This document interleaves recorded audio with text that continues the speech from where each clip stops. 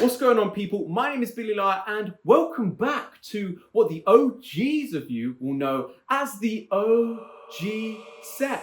We have returned home. Not really, I don't live here. For this video, I fancy coming back to not where it all started, but where it all grew a little bit more, you know? Some of the best videos were here, some of the first live streams were here. By the way, I stream. Check out my Twitch. Here it is. Today, on this beautiful, windy, British day, I thought we would come and talk about a movie I've been waiting to see for a long time, and only yesterday did I finally get the opportunity to see it. I say get the opportunity. Yesterday was the day I decided to sit down, bite the bullet, and endure what I thought was going to be an hour and a half, 2 hours of unbelievable cringe. But instead, I turned the camera on today and decided that I would like to talk to you about the unbelievable mastery of Spider-Man Into the Spider-Verse.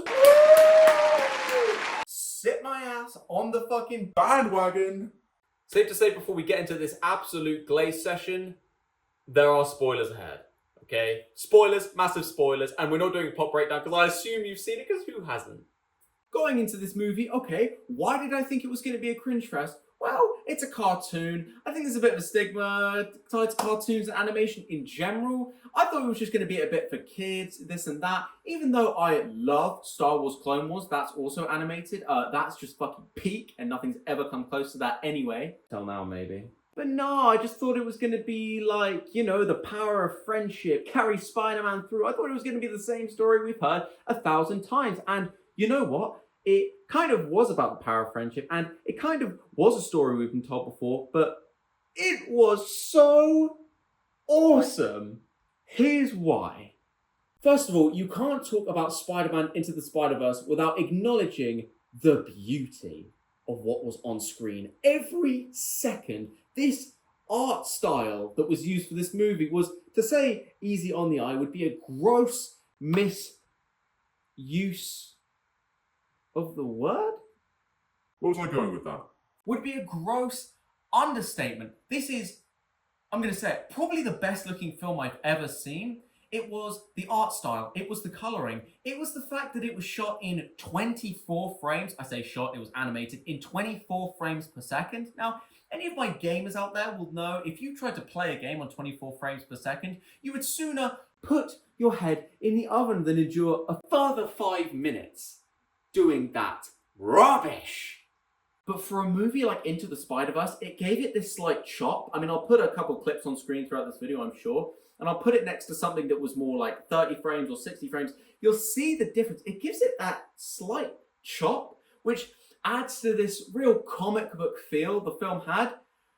It was so cool. I don't know, it feels like we've gone backwards in filmmaking, but somehow that's a massive, I don't know, leap forward. I knew going into this it was 24 frames per second. I thought it was going to look a little bit like that old Mickey Mouse thing where he's whistling on the boat. But no.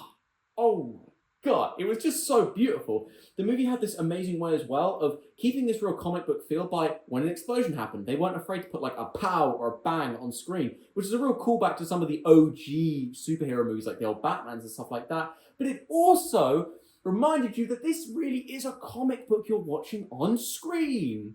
A movie that could do multiple things at once. What a concept. Like Miles Morales would sort of jump off a building and you see him go, wah, and the word would follow him down, and then later as a callback to that, he would fly up a building or something and he would go, woo, and the word would follow him up, and it was just so amazing. Text was used in ways I've never seen it used before. Funnily enough, in some of my older videos, I try to be really creative with the text and stuff like that, so it's something I kind of like, I'm not saying I notice more than other people, but it's something that means a lot to me as a creator, and oh, it was too good, bro. It was too good. Another thing that was just unbelievable about this movie was the dialogue. Holy shit, this movie was written, or especially the dialogue was written by a human being who understands truly what good writing is. Here's the writer, because I don't know his name off the top of my head, but oh my god, The callbacks to earlier lines in the movie were placed so precisely and so perfectly and in such a lovely, concise manner that it didn't feel annoying or repetitive. It felt like a breath of fresh air. There's a moment at the start when Miles Morales makes a joke about how Einstein believed that time was relative when he was late to a class and he was trying to impress a girl. Later on, she mentioned another thing about being out of time or some shit, and he said, well, you know what Einstein says, time is relative. It was like, oh, he's got bars. He's got unbelievable bars. Another example of that was when there was a moment where Miles was tied to a chair. He wasn't being allowed to come and join the big fight at the end. And he was told that he's not ready. He asked an older version of Spider-Man, when will I know I'm ready? He's like, you won't. It's a leap of faith. Later on, the roles are reversed, and the older Spider-Man effectively says, like, how do I know I'm not going to screw it up? And he's like, Miles says to him, you won't. It's a leap of faith.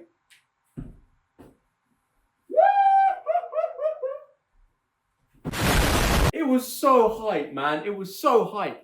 The movie also wasn't afraid with the character designs to make some things like really extreme. For example, here's the villain of the movie, as I'm sure you've seen.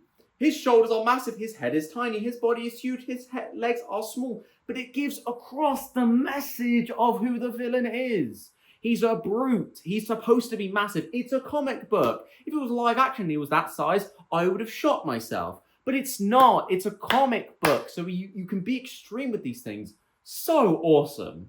The movie also handled inter-family relationships extremely well. The relationship between Miles and his father being a police officer who has an ideological problem with Spider-Man because he feels like Spider-Man gets all the praise for doing things that his guys go and do every day, whether that's like stopping crime or dressing in red.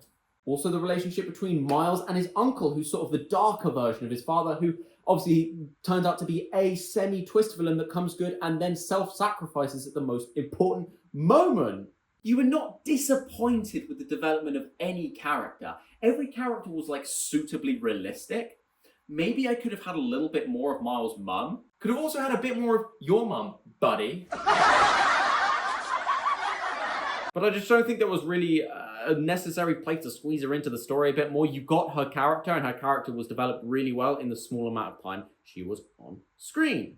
Miles Morales is a very sympathetic character. It feels like we're all a little bit Miles Morales, and there were some lessons in there that can be taught to people of all ages. That's why it's a fantastic film. There is value for everyone. I low-key think Into the Spider-Verse might be the greatest superhero film of all time. Like, off the top of my head right now, what are we comparing it to? Infinity War? It's better. The Batman, in my opinion, one of the GOATs. It's better. It's dope. It's so dope. And I haven't even seen the sequel yet. And there's a third one coming out. Ladies and gentlemen, we are go. Do you know, people might think I'm being a bit like overly passionate here, but it really scratched that movie lover itch. It was something unique. And I know it came out like a few years ago and I'm late to the party, but it just scratched this itch of creativity that a creative person like myself feels and just begs for in everything they experience. Like Drake just released his album Iceman. I thought there was some super creative shit in there and I'm like kind of hype about that. I literally finished listening to it the whole way through, like 5 minutes before I started recording. That's why I'm kind of hype. I'm ready to throw a diss track out. This movie's a 10 out of 10. I don't give those out regularly. This is the channel's second 10 out of 10 ever. It's dope. It's perfect. Love it. Gang, we've covered most of the points and I'm on kind of a time schedule, so we're gonna wrap the video up there. Listen, I appreciate you as always coming and watching this video from your very own Billy Lai. As I said, please do go out and check out the Twitch. We're going to be streaming on there most days whenever we can. We're a very busy man though. We'll do whatever we can though. We're going to be streaming games and stuff like that that'll eventually hopefully end up as YouTube videos. My last video was a horror game. Please go and check that out. Shout out Miles Morales. Shout out Into the Spider-Verse. Shout out my mum and dad. And shout out Drizzy Drake. All the people responsible for making this video today what it is. Without further ado, I felt a little prick in my back. I think it might have been a radioactive spider. Oh! That probably looks so shit in the edit. Off I fucking go! Woo!